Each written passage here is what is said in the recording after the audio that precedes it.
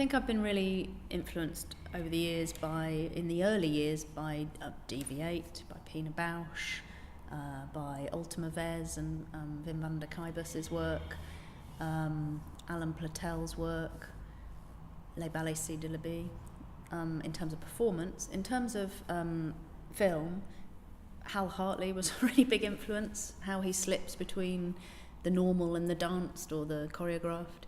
In terms of visual art, a lot of female artists like Nancy Spiro, Jenny Saville, Tracy Emin. In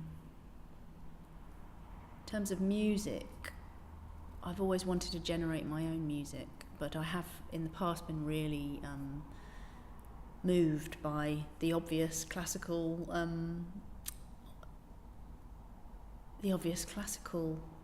composers like Bach, Bieber, less so Vivaldi, and by folk music actually. I worked a lot with folk music when I first started working in Eastern Europe and in Taiwan, bizarrely. I went out to the markets in Taiwan and found really weird Taiwanese, what I would call folk music. And I'm most interested in instruments that are strung, like violins and cellos, because I find them very moving. In terms of other artists, it sounds a bit corny, but stuff that I studied at university, like Sylvia Plath, like Andrea Dworkin, like Toni Morrison.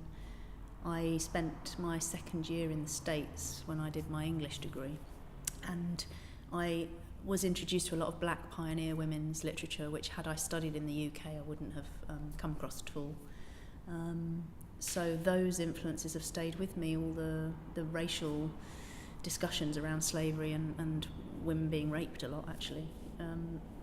So I suppose the other thing is feminist writing, Susie Orbach, Andrea Dworkin, Naomi Wolf,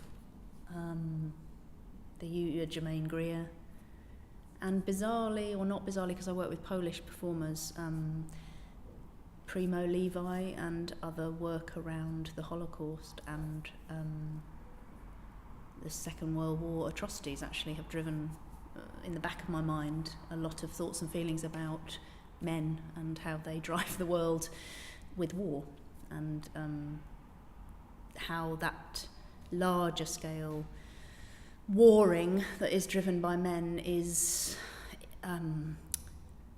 somehow copied between real men and women in real life. That kind of warring, that I don't like the term battle of the sexes, but the kind of how can we coexist? What would a world look like if it was driven by women? Would we really be at war so much? Would we be battling so much if we had a different approach to living, which was more collaborative and perhaps more sensitized to the needs of humans rather than the needs of larger structures?